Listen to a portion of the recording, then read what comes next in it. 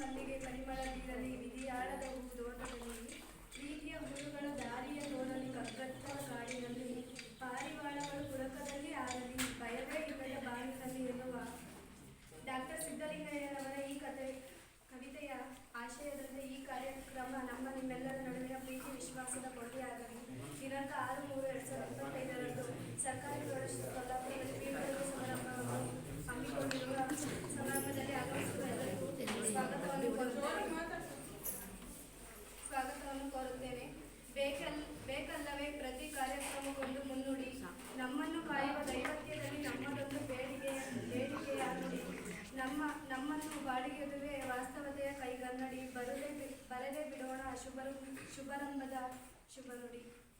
ಶಾರದೆಯನ್ನು ಪ್ರಾರ್ಥನಾ ಗೀತೆಯಲ್ಲಿ ಸ್ಮರಿಸಲು ಬರುತ್ತಿರುವ ಶಾಲೆಯ ವಿದ್ಯಾರ್ಥಿನಿಯರಾದಂತಹ ಧನಲಕ್ಷ್ಮಿ ಸಾರಥಿಗಳು.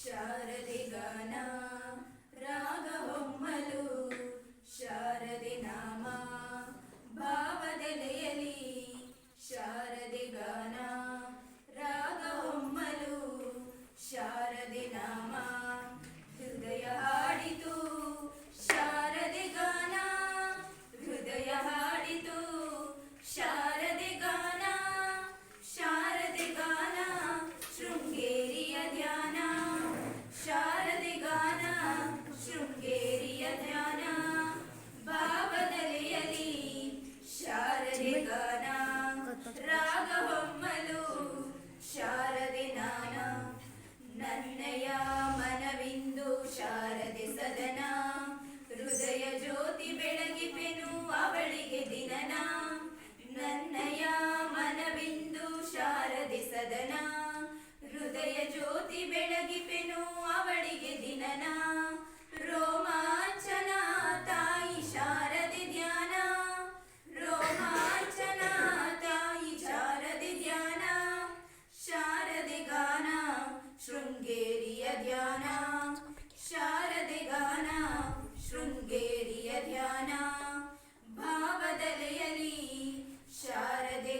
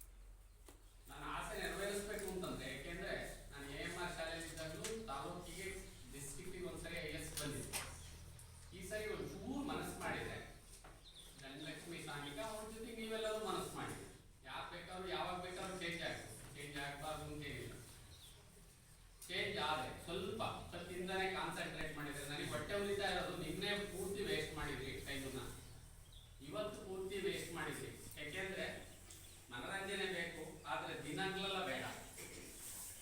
ಅದು ಊಟ ಉಪ್ಪಿನಕಾಯಿ ಇದ್ದಂಗೆ ಬೇಕು. ನಿನ್ನೆ ಹಗಲೆಲ್ಲ ಸುತ್ತಾಡಿದ್ರಿ, ಆ ಊರೆಲ್ಲ ಸುತ್ತಾಡಿದ್ರಿ, ಇವತ್ತು ಸುತ್ತಾಡಿದ್ರಿ, ಮತ್ತೆ ಇವತ್ತು ನಿನ್ನೆ ಸುಸ್ತಾಗಿ ನಾಳೆ ಮಲಗ್ತೀರಿ. ನಾಳೆ ಒಂದಿಷ್ಟು ವೇಸ್ಟ್ ಆಗುತ್ತೆ. ಪ್ರೀಶಿಯಸ್ ಡೇಸ್ ನಿಮಗೆ ಬೇಕು ಅಂದ್ರೆ ಮತ್ತೆ 1 ಗಂಟೆ ಸಿಗಲ್ಲ, ಅಂತಹ ಟೈಮನ್ನ ವ್ಯಯ ಮಾಡ್ತಿದ್ದೀರಿ ನೀವು.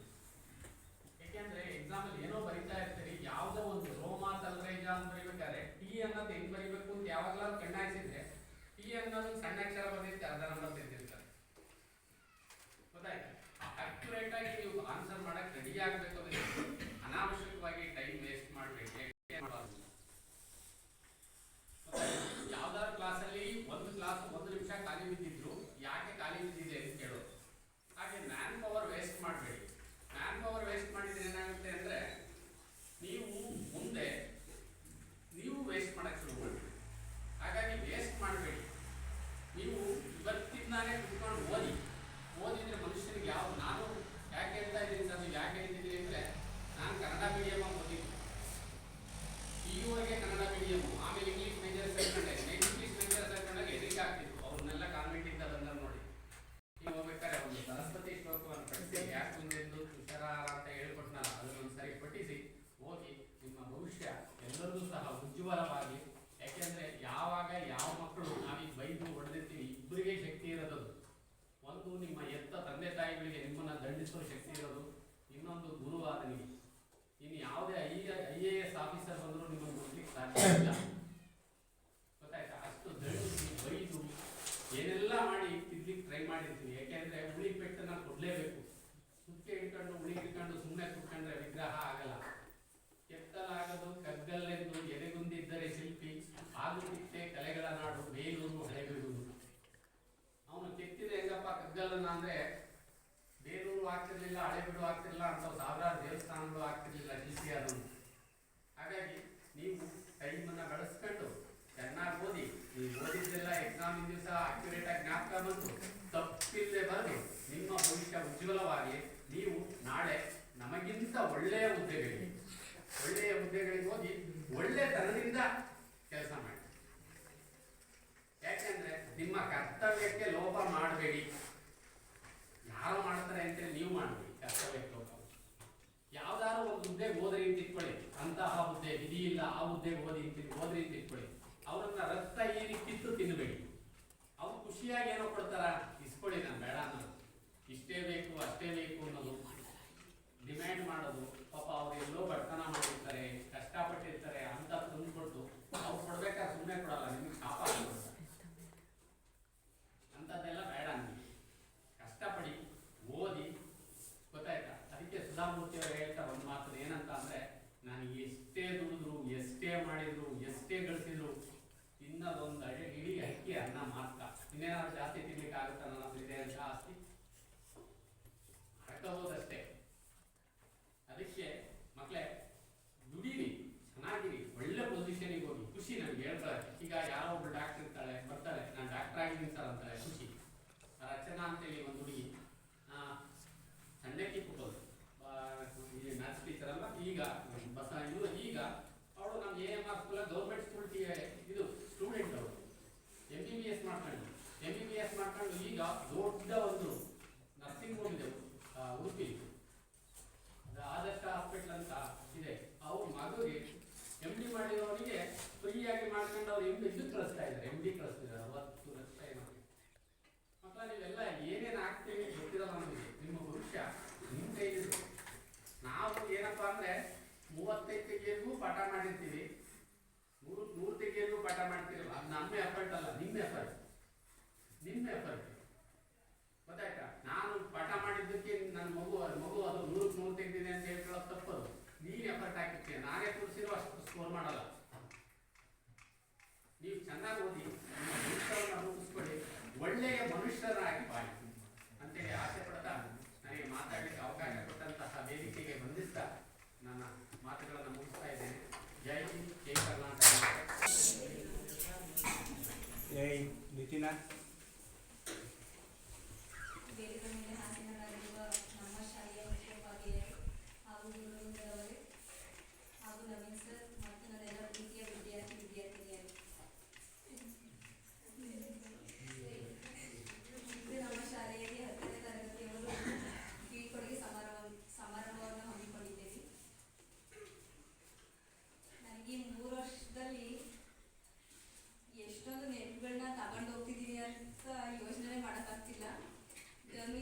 ಕಡೆಯಿಂದ ಇದು ಎಷ್ಟೊತ್ತಿಗೆ ಬರ್ತೀವಪ್ಪ ಏಟಿಗೆ ಅದು ಸ್ವರ್ಗಳ್ನೆಲ್ಲ ನೋಡ್ತಿದ್ವಲ್ಲ ಆವಾಗ ಯಪ್ಪಿ ಎಷ್ಟೊತ್ತಿಗೆ ಬರ್ತೀವೋ ಇಲ್ಲಿಗೆ ಅಂತ ಅನಿಸ್ತಿತ್ತು.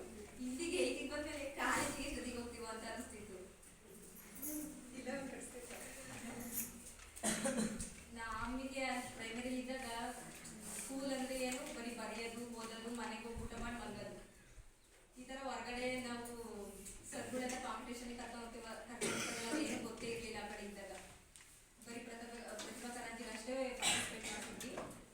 ಇಲ್ಲಿಗೆ ಬಂದಾಗ ಗುರು ಅಂದರೆ ಅಪ್ಪನ ಥರ ಬಲ, ಅಮ್ಮನ ಥರ ಒಲವು, ದೇವ್ರ ಥರ ಒಂಥರ ಘನ ಇದ್ದಂಗೆ. ಗುರು ಬಗ್ಗೆ ವರ್ಣಿಸೋಕ್ಕೆ ಸ್ಟೂಡೆಂಟ್ಸ್ಗೆ ಆಗೋದೇ ಇಲ್ಲ. ನಮ್ಮ ಕ್ಲಾಸ್ ಬಾಯ್ಸ್ ಬಗ್ಗೆ ಹೇಳಬೇಕು ಅಂತ ನನ್ನ ಮನಸ್ಸು ಹೇಳ್ತಾ ಇದೆ. ನಮ್ಮ ಕ್ಲಾಸ್ ಬಾಯ್ಸ್ ತುಂಬ ಇಂಟಲ್ ಇದ್ದಾರೆ, ಆದರೆ ಯಾರು ಅಷ್ಟೊಂದು ಸೋಮಾರಿತನ ಇಟ್ಕೊಂಡಿದ್ದಾರೆ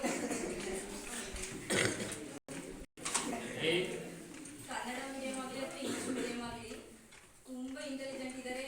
ಹೇಳ್ಬೇಕಂದ್ರೆ ನನಗೂ ದಂಡಷ್ಟು ಮೀರಿಸ್ತಾರ ಅವರು. ಅದನ್ನ ಹೇಳ್ಕೊಳಕ್ಕೆ ಹೆಮ್ಮೆ ಆಗ್ತದೆ ನನಗೆ. ಆದರೆ ಅವ್ರು ಯಾಕಂದ್ರೆ ಅಷ್ಟೊಂದು ಸೋಮಾರಿತನ ಮಾಡ್ತಾರೋ ಗೊತ್ತಿಲ್ಲ.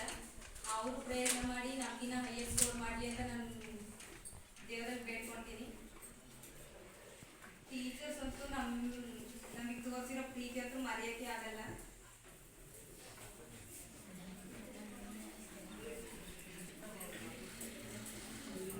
ಎಲ್ಲ ಟೀಚರ್ಸು ನಮ್ಮನ್ನ ಮಕ್ಕಳು ಸ್ವಂತ ಮಕ್ಕಳು ಥರ ಫೀಲ್ ಮಾಡ್ತಾರೆ. ಪಾಠದಲ್ಲಿ ಮಾತ್ರ ವಿದ್ಯಾರ್ಥಿ ಇನ್ನೆಲ್ಲ ಫ್ರೆಂಡ್ಸ್ ಅವರು ಅಮ್ಮನ ಥರ ಅಪ್ಪನ ಥರ friends. First of all friends ಥರ ಇರ್ತಾರೆ. ಫೋನಲ್ಲಿ ಮಾತಾಡೋದಾಗಲಿ ಮೆಸೇಜ್ ಮಾಡೋದಾಗಲಿ ಒಂದು ವಿಷಯನ ಹಂಚ್ಕೊಳ್ಳೋದಿರಲಿ ಎಲ್ಲದರಲ್ಲೂ ಫ್ರೆಂಡ್ ನಮ್ಗೊಂಥರ ಬಿಟ್ಟೋಗಕ್ಕೆ ಮನಸ್ಸಿಲ್ಲ ಇರೋಣ. ಹಾಗಂತ ತಪ್ಪು ಆಗಲ್ಲ. ಅವ್ರ ಮಾರ್ಗದರ್ಶನ ತುಂಬ ಇದೆ. ಅವ್ರು ನಮ್ಮ ತಪ್ಪುಗಳನ್ನ ತುಂಬ ತಿದ್ದಿ ನಮ್ಗೆ ಒಳ್ಳೊಳ್ಳೆ ಮಾರ್ಗದರ್ಶನದ ಮಾತುಗಳನ್ನ ನೀಡಿದ್ದಾರೆ. ಅವ್ರ ಜೀವನನೂ ಕೂಡ ತುಂಬ ಸುಖವಾಗಿರಲಿ. ಮುಂದೆ ಅವ್ರಿಗೆ ಒಳ್ಳೆ ಸಾಧನೆ ಕಿರೀಟ ಅವ್ರಿಗೆ ದೊರಕಲಿ.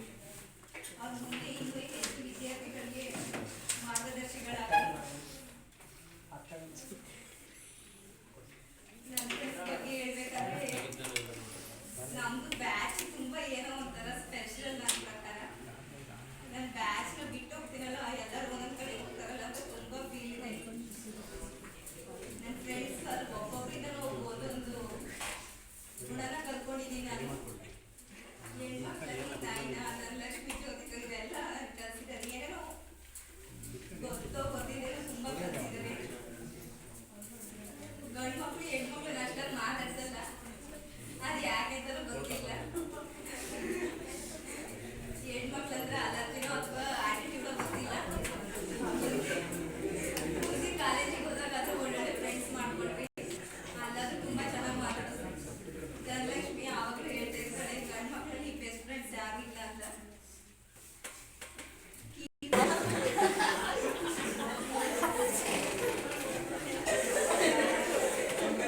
ಯಾರು ನಗ್ಬೇಡಿ, ಸೀರಿಯಸ್ ವಿಷಯನೇ ಮಾತಾಡ್ತಿರೋದು. ಯಾವ ಫ್ರೆಂಡ್ಸ್ ಸಿಗೋದು ತುಂಬ ಕಷ್ಟ ಜೀವನದಲ್ಲಿ. ಒಳ್ಳೊಳ್ಳೆ ಫ್ರೆಂಡ್ಸ್ನ ಮಾಡ್ಕೊಳ್ಳಿ. ನಿಮ್ಮ ಫ್ರೆಂಡ್ಸ್ನ ಒಳ್ಳೆ ದಾರಿ ಕರ್ಕೊಂಡು ಹೋಗ್ರಿ. ನಿಮ್ಮನ್ನೆಲ್ಲ ತುಂಬ ಮಿಸ್ ಮಾಡ್ಕೊಳ್ತೀನಿ. 8th 9th ತುಂಬ ಚೆನ್ನಾಗಿ ಓದ್ತಿದ್ದೀರ. ನಮ್ಮ ಶಾಲೆ ಕೂಡ ತುಂಬ ಹೆಸರು ಮಾಡ್ತಾ ಇದೆ.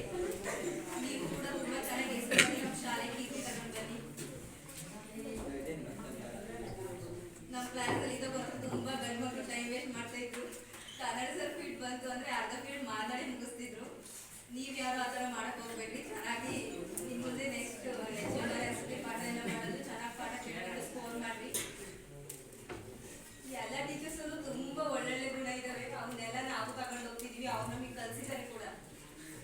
ಅವನ್ನೆಲ್ಲ ತಗೊಂಡು ನಮ್ಮ ಜೀವನದಲ್ಲಿ ಅಳವಡಿಸ್ಕೊಳ್ತೀವಿ.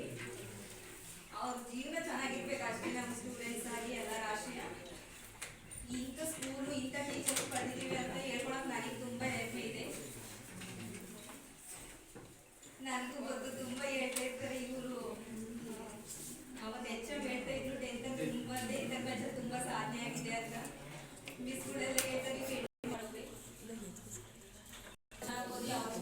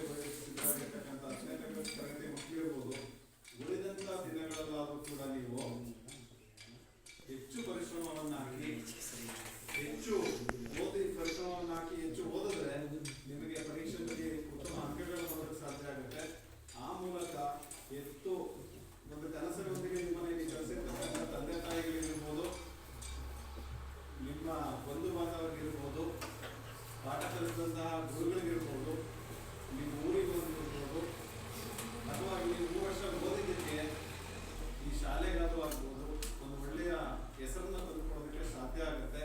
ಆ ನಿಟ್ಟಿನಲ್ಲಿ ನಿಮ್ಮೆಲ್ಲರ ಪ್ರಯತ್ನ ಕೂಡ ಇರಲಿ ಅಂತ ಆಶಿಸ್ತಾ ಆದ್ಮೇಲೆ ಒಂಬತ್ತನೇ ಅಥವಾ 8ನೇ ತರಗತಿ ವಿದ್ಯಾರ್ಥಿಗಳು ತಂಡ ಬಗ್ಗೆ ಮಾತಾಡಿದರು.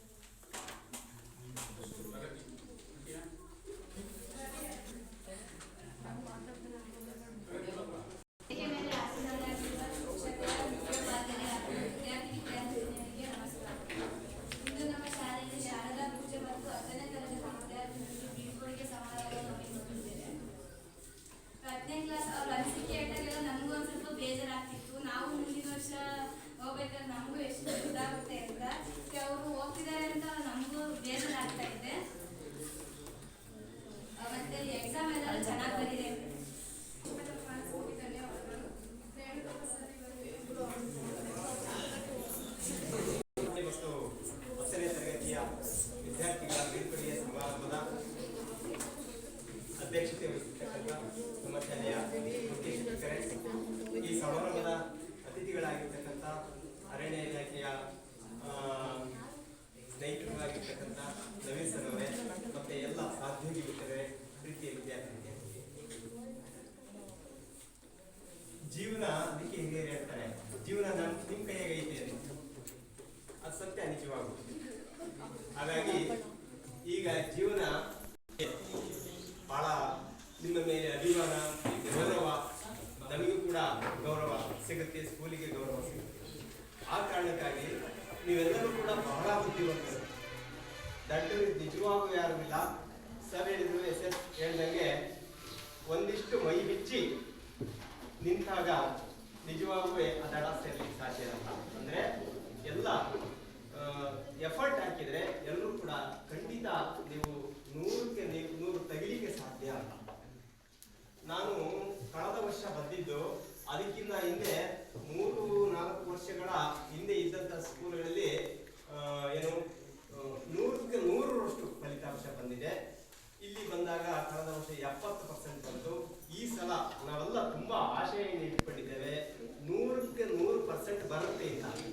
ಅದಕ್ಕೆ ನಿಮ್ಮ ಕೈಯಲ್ಲಿದೆ ಹೇಳ್ತಾರಲ್ಲ ಹಿರಿಯರು, ಜೀವನ ನಿಮ್ಮ ಕೈಯಲ್ಲಿದೆ. ಇದನ್ನ 100ಕ್ಕೆ 100 ತರುವಂತದ್ದು ನಿಮ್ಮ ಕೈಯಲ್ಲಿದೆ ಅಂತ ಅರ್ಥ ಆಯ್ತಾ ಮಕ್ಕಳ? ಹಾಗಾಗಿ ಸೊ ಎಲ್ಲರೂ ಕೂಡ ತುಂಬಾ ಚೆನ್ನಾಗಿ ಓದ್ತೀರಾ, ಒಳ್ಳೆಯದಿದ್ದೀರಾ. ಹಾಗಾಗಿ ಚೆನ್ನಾಗಿ ಓದಿ 100ಕ್ಕೆ 100 ಅಂಕಗಳ ತರೋದ್ರ ಜೊತೆಗೆ ಒಂದು ಎಲ್ಲರಿಗೂ ಕೂಡ ತಂದೆ ತಾಯಿ, ಗುರು ಹಿರಿಯರಿಗೆ, ಶಾಲೆಗೆ ಒಳ್ಳೆ ಕೀರ್ತಿಯನ್ನು ತರಲಿ ಅನ್ನುವಂಥ ಆಶೆಯನ್ನು ಗುರು ಸಿದ್ದರಾಮಣ್ಣ ನಿಮಗೆ ಅದನ್ನೆಲ್ಲವನ್ನು ತಲುಪಿಸಲಿ ಅಂತ ನಾನು ಪ್ರಾರ್ಥನೆ ಮಾಡ್ಕೊಳ್ತೀನಿ. ಆಮೇಲೆ 10ನೇ ತರಗತಿ ವಿದ್ಯಾರ್ಥಿಗಳಿಗೆ ಬೀಳ್ಕೊಡುಗೆ ಸಮಾರಂಭ ಇದು ಯಾರು ಮಾಡಬೇಕಾಗಿರೋದು? ಆ ಮಕ್ಕಳೇ ಮಾಡ್ಕೊಂಡು ಹೋಗುವಂಥದ್ದಲ್ಲ. 8-9ನೇ ತರಗತಿಗೆ ವಿದ್ಯಾರ್ಥಿನಿಯರು ಈ ಕಾರ್ಯಕ್ರಮವನ್ನು ಮಾಡಿ ಕೊಡ್ಬೇಕಾಗ್ತದೆ. ಇದು ಒಂದು ಸಂಪ್ರದಾಯ ಅಂತ ನಾನು ಕೂಡ ಬಂದಿದ್ದೇನೆ. ಬಹುತೇಕ 10ನೇ ತರಗತಿ ವಿದ್ಯಾರ್ಥಿಗಳಿಗೆ ಬೇಸರ ಆಗಿರ್ಬೋದು. ಬೇಸರ ಮಾಡ್ಕೋಬೇಡಿ, ಇದು ನಮ್ಮ ಸಂಪ್ರದಾಯವನ್ನು ಮುರಿಬಾರ್ದು ಅನ್ನುವಂಥ ಉದ್ದೇಶ. ಮುಂದಿನ ದಿನಗಳಲ್ಲಿ ನೀವು ಹಾರಾಟ ಮಾಡಬೇಕಾಗುತ್ತೆ 8ನೇ ವಿದ್ಯಾರ್ಥಿ. ಅರ್ಥ ಆಯ್ತಾ? ಹಾಗಾಗಿ ಸೊ ನಾವೆಲ್ಲರೂ ಶಿಕ್ಷಕರು ಬೈದಿರ್ತೇವೆ, ಹೊಡೆದಿರ್ತೇವೆ, ಒಂದೊಂದ್ಸಲ ಸಿಟ್ಟು ಮಾಡ್ಕೊಂಡಿರ್ತೇವೆ. ಖಂಡಿತ ನಮ್ಮ ವೈಯಕ್ತಿಕ ಏನೂ ಇಲ್ಲ.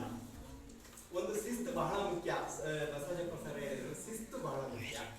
ಆ ಶಿಸ್ತನ್ನ ರೂಢಿಸಿಕೊಂಡು ಹೋದಾಗ ಮಾತ್ರ ನೀವು ಆ ದಾರಿಯನ್ನು ತಲುಪಲಿಕ್ಕೆ ಸಾಧ್ಯ. ಅಂದ್ರೆ ಎಲ್ಲರೂ ಚೆನ್ನಾಗಿ ಓದ್ಬೇಕು ಅನ್ನೋದು ಆಶಯ. ಆ ಕಾರಣಕ್ಕಾಗಿ ನಾವು ಒಂದಿಷ್ಟು ಬೇಸರವನ್ನು ಮಾಡ್ಕೊಂಡಿದ್ದೇವೆ, ಸಿಟ್ಟು ಮಾಡ್ಕೊಂಡಿದ್ದೇವೆ, ಬೈದಿದ್ದೇವೆ, ಹೆಚ್ಚು ಪೆಟ್ಟು ಕೂಡ ಕೊಟ್ಟಿದ್ದೇವೆ. ಅದಕ್ಕೆ ನಮ್ಮ ವೈಯಕ್ತಿಕ ಏನೂ ಇಲ್ಲ. ಸೊ ನಿಮ್ಗೆಲ್ಲರೂ ಒಳ್ಳೇದಾಗಲಿ.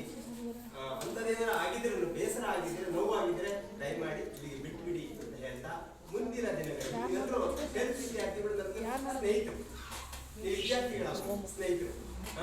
ನಾವೆಲ್ಲರ ಕಂಡಾಗ ಒಂದು ನಮಸ್ಕಾರ ಅನ್ನೋದು ನಮಗೆ ಕೂಡ ನಿಮ್ಮ ಅಭಿಮಾನ ಹೆಚ್ಚಾಗ್ತದೆ. ನಮ್ಮ ವಿದ್ಯಾರ್ಥಿಯಪ್ಪ ಚೆನ್ನಾಗಿ ಓದ್ಯ, ಚೆನ್ನಾಗಿ ಪಾಸ್ ಆದ ಅನ್ನುವಂಥ ಆ ಭಾವನೆ ಯಾವಾಗ ಮೂಡುತ್ತೆ, ಅದನ್ನ ರೂಢಿಸ್ಕೊಳ್ಳಿ. ನಾನು ಇವತ್ತಿಗೂ ಹೇಳ್ತೇನೆ, ನನ್ನ ಮಿಡ್ಲ್ ಸ್ಕೂಲ್ ಶಿಕ್ಷಕರಿರಲಿ, ಹೈಸ್ಕೂಲ್ ಶಿಕ್ಷಕರಿರಲಿ, ಕಾಲೇಜು ಗುರುಗಳಿರಲಿ,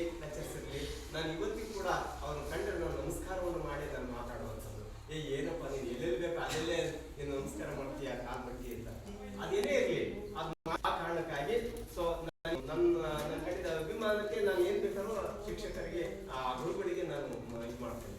ಆ ರೀತಿ ಆ ಒಂದು ಸಂಪ್ರದಾಯವನ್ನು ಅಂತ ಒಂದು ಅಭಿಮಾನವನ್ನು ಇಟ್ಕೋಬೇಕಾಗುತ್ತೆ. ಅವಾಗ ಜೀವನ ಸುಗಮ ಆಗುತ್ತೆ, ಚೆನ್ನಾಗಾಗುತ್ತೆ. ಎಲ್ಲೋ ಒಂದು ಕಾಯ್ತಾ ಇರ್ತಾನೆ ದೇವರು, ನಿಮ್ಮನ್ನು ಕಾಯ್ತಾನೆ ಅಂತ ಅರ್ಥದಲ್ಲಿ ನಾನು ಹೇಳಿದ್ದೇನೆ. ದಯಮಾಡಿ ಸೊ ಎಲ್ರಿಗೂ ಒಳ್ಳೆಯದಾಗಲಿ. ಎಲ್ಲರೂ ಕೂಡ ಎಕ್ಸಾಮನ್ನ ಪರೀಕ್ಷೆಯನ್ನ ತುಂಬಾ ಚೆನ್ನಾಗಿ ಬರೆದು ಒಳ್ಳೆಯ ರೀತಿಯಲ್ಲಿ ಅಂಕಗಳನ್ನು ತಂದು ತಂದೆ ತಾಯಿ ಗುರು ಹಿರಿಯರು ಶಾಲೆಗೆ ಒಳ್ಳೆಯ ಕೀರ್ತಿಯನ್ನು ತರಿ ಮನೆಗೆ ಮಗನಾಗಿ ಒಳ್ಳೆಯ ಮಗನಾಗಬೇಕು. ಸಮಾಜದಲ್ಲಿ ಒಳ್ಳೆಯ ವ್ಯಕ್ತಿ ಆಗಬೇಕು. ಕೆಲಸ ಸೆಕೆಂಡರಿ, ಸಿಗ್ಬೋದು ಸಿಗದೆ ಇರ್ಬೋದು, ಜನಸಂಖ್ಯೆ ಜಾಸ್ತಿ. ಫಸ್ಟ್ ಸಮಾಜಕ್ಕೆ ಒಳ್ಳೆಯ ವ್ಯಕ್ತಿ ಆಗಬೇಕು, ಮನೆಗೆ ಒಳ್ಳೆ ಮಗನಾಗಬೇಕು. ಅದು ಬಹಳ ಮುಖ್ಯ. ಮತ್ತೆ ಇನ್ನೊಂದು ವಿಶೇಷವಾಗಿ ಏನು ಹೇಳ್ತೀನಿ ಅಂತಂದ್ರೆ ಕ್ಯಾರೆಕ್ಟರ್, ಚಾರಿತ್ರ್ಯ ಅನ್ನೋದು ಬಹಳ ಮುಖ್ಯ ಮಕ್ಕಳ. ಅದು ಜೀವನದಲ್ಲಿ ಅದೊಂದು ಚೆನ್ನಾಗಿತ್ತು ಅಂತಂದ್ರೆ ನಾವು ಇಡೀ ದೇಶವನ್ನು ಪ್ರಪಂಚವನ್ನು ಸುತ್ತಾಡಿ ಬಂದ್ರೂ ನಮ್ಮ ಬಗ್ಗೆ ಯಾರು ಬೆಳೆದ ಅವ ಇದರಲ್ಲ ಅವನ ಒಂದು ಭಾಗ ಯಾವತ್ತು ಅದು ಬಹಳ ಮುಖ್ಯ. ಆ ಚಾರಿತ್ರ್ಯವನ್ನು ಬಹಳ ಇಂಪಾರ್ಟೆಂಟ್. ನೀವು ಓದೋದ್ರ ಜೊತೆಗೆ ಅಂಕವನ್ನು ಒಳ್ಳೆ ಮಾರ್ಕ್ಸ್ ತಗೊಳ್ಳೋದ್ರ ಜೊತೆಗೆ ಈ ಚಾರಿತ್ರ್ಯವನ್ನು ಕೂಡ ಬಹಳ ಚೆನ್ನಾಗಿ ಇಟ್ಕೊಂಡು ಹೋದ್ರೆ ನೀವು ಎಲ್ಲಿ ಹೋದ್ರು ಕೂಡ ಸಕ್ಸಸ್ ಆಗ್ತೀರಾ. ನೀವು ಆ ದೇವರು ಆ ಗುರು ಸಿದ್ದರಾಮಯ್ಯ ನಿಮ್ಗೆ ಕಾಯ್ತಾರೆ ಅಂತ ಹೇಳ್ತಾ ಸೊ ಎಲ್ಲರಿಗೂ ಒಳ್ಳೆಯದಾಗಲಿ, ಶುಭವಾಗಲಿ. ಈ 10ನೇ ತರಗತಿ ವಿದ್ಯಾರ್ಥಿಗಳಿಗೆ ಬೀಳ್ಕೊಡಿಗೆ. ಸೊ ಅವರೆಲ್ಲರೂ ಮತ್ತೊಮ್ಮೆ ಸೊ ನಿಮಗೆ ಶುಭಾಶಯಗಳನ್ನ ಹೇಳ್ತಾ ನನ್ನ ಒಂದೆರಡು ಮಾತುಗಳು ನಾವೇನೋ ತಪ್ಪು ಮಾಡಿದ್ರೆ ಇವತ್ತು ಕ್ಷಮಿಸಿ. ಧನ್ಯವಾದಗಳು. ಮೂರು ಕಾಲು